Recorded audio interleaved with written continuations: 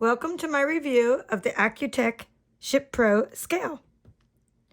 Let's talk about some of the features of this scale, and then I'll do a little demonstration. What I like most about this scale is when you have a big box to weigh, which I do a lot because I'm a paper crafter and I'm always shipping things, you can actually move this away and actually see the numbers, because on other scales, sometimes you don't see the numbers because the numbers are right here and the box is covering up the numbers. So that's what I really love. Now, when you put something close to the scale or it doesn't zero out, you can use this button to zero out your scale. This one is the power button. The next one is zeroing out your scale. If you'd like to change your units to, right now it's set for pounds and ounces, you can change it to just ounces, or you can change it to grams. So if you want to change your units, you can cycle through here. Grams, pounds and ounces, or just ounces. Okay. Now, this button here is very interesting because sometimes you're shipping things and you just forget what the number is. You weigh everything and you're ready to send a package and you're like, what was that number? Well, and then you have to run over to your software. Well, I really like this because it just holds the number there. And now if you take something off, the number stays. So you could actually point that over to your computer so you can read it. And you don't have to keep having sticky notes to run around and try to remember what the numbers were. But also in my software, I do save presets if I ship similar things over and over, so I don't have to keep remembering those numbers. All right, let's go back. Now that we're done the hold, you can either take off the hold or, yeah, we'll just take off the hold or we could zero it out. All right, let's do a little demonstration. This is really fun.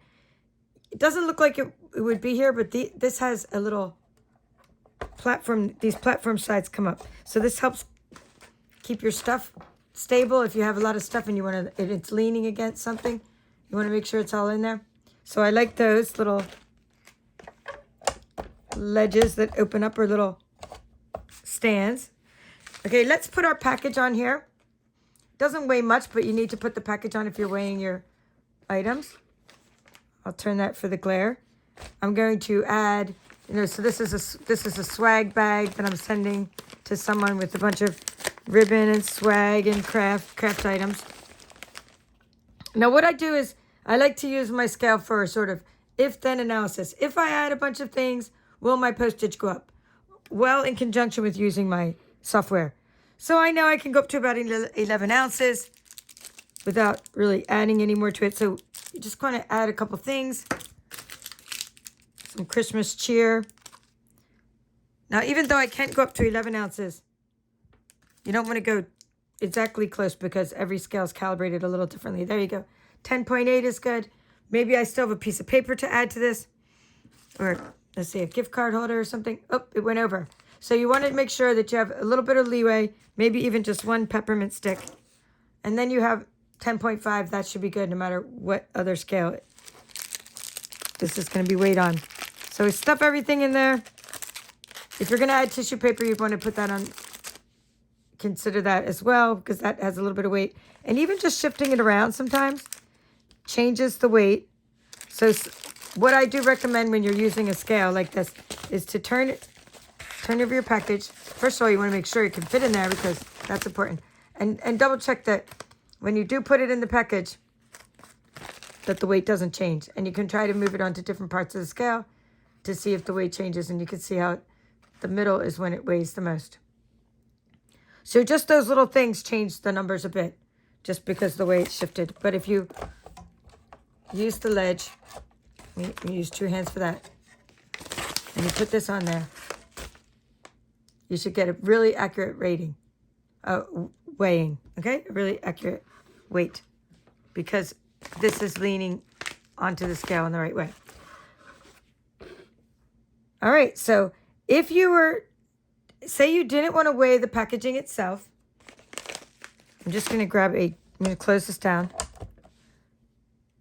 Okay, it's already zeroed out. And say you were just going to be putting candy in jars and you don't want to weigh the actual jar. I'm just taking the lid off a jar.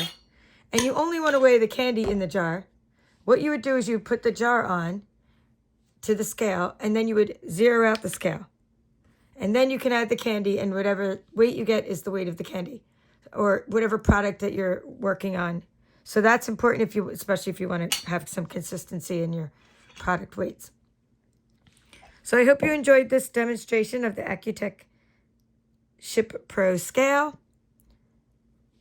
And if you need something like this for the holiday season, then I'm your girl. You can use that link. Thank you very much.